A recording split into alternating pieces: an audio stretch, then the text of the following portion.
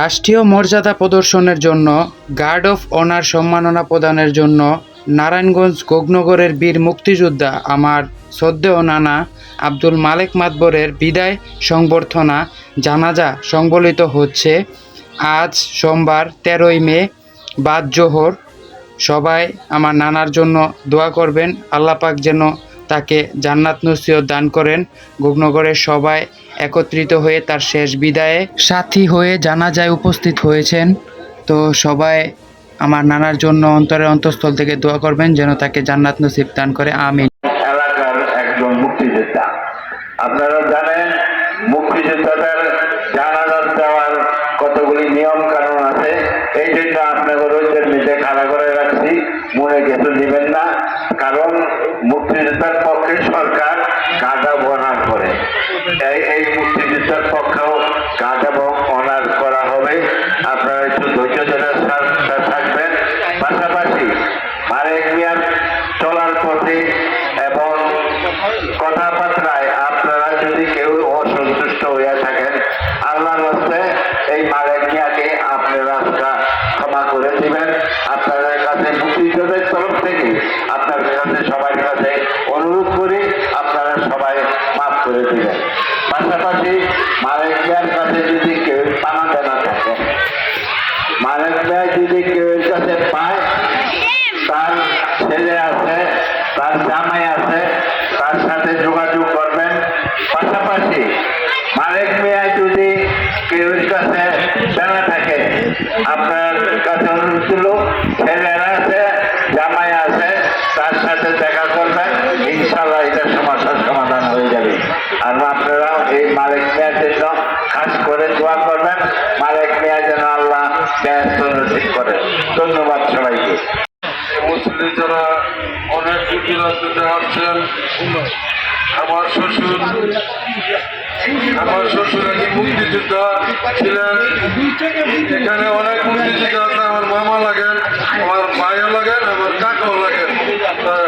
মুক্তিযোদ্ধা ভাইদের কাছে, ভাই কাকা মামাদের কাছে বলবো, এই আমার শ্বশুর যদি আপনাদের সাথে এক লগে স্বাধীনের পরে থেকে চলাফেরা লাগছে, কোনো যদি ভুল ত্রুটি করে থাকে, আপনারা সবার আগে মাফ করে দিবেন। এবং আমাদের এলাকা চার সমাজের লোকজন সবাই তাকে চিনেন এবং তার আত্মীয় স্বজন দূর দূরান্ত থেকে এসেছেন, সবাই তারে আল্লাহর হস্তে মাফ করে দিবেন। এছাড়া কোনো কিছু বলার নাই। আর ওনার কাছে যদি কেউ পানা দানা থাকেন, আমার সাথে যোগাযোগ করবেন। আমার কোনো ছেলে আছে, উনি মাসুদ নাম, আমার কোনো জনের কাছে যোগাযোগ করবেন, আমরা তাদের যে কোনো সময় আমরা পরিশোধ করে দেবো। আর যদি পানা থাকে সেটা আপনারা মনে চাইলে দিবেন, না চাইলে আমরা মাফ করে দেবো। এই বলে আমি আমার কথা শেষ করলাম। আসসালামু আলাইকুম।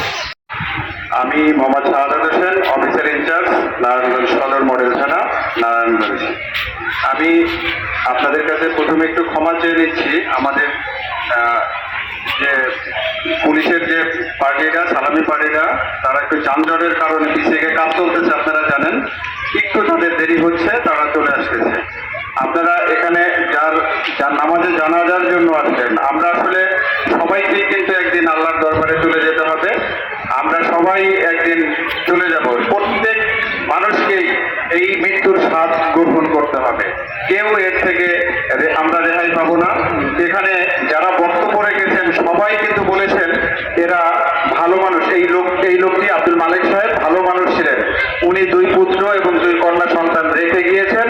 আমরা শোক সন্তপ্ত পরিবারের প্রতি সমবেদনা জানাই, যারা যেন এই শোক সইতে পারে।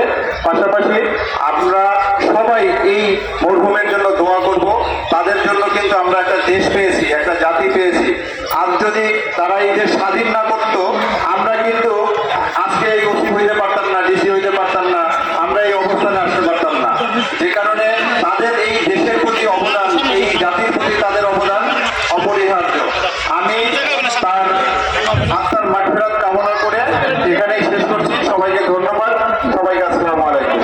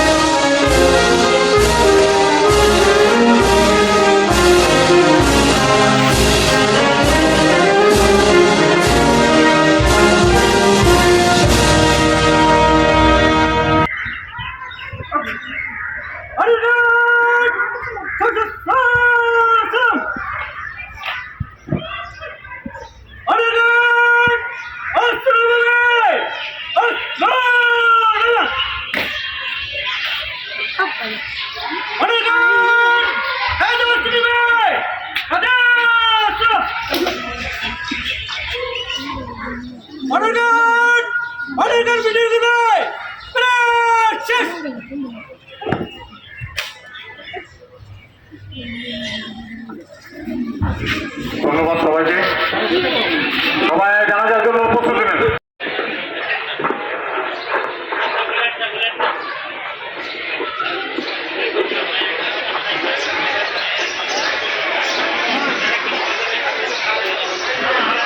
সম্মানিত ভাইয়েরা, কাতার সোজা করেন, কাতার সোজা করেন, কাতার সোজা করেন।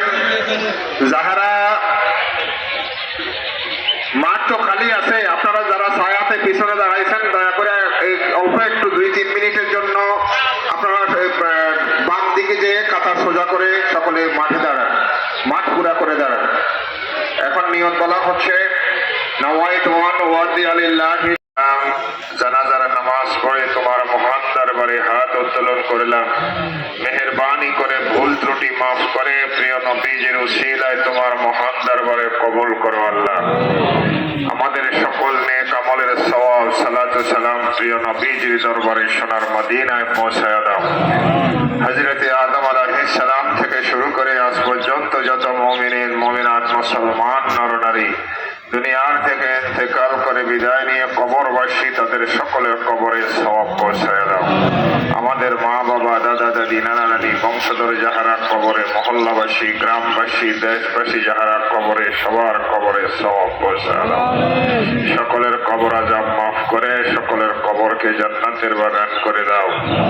আব্দুল মালিক সাহেবের तमाम জিন্দেগীর গুনাহ খাতা মাফ করে দাও।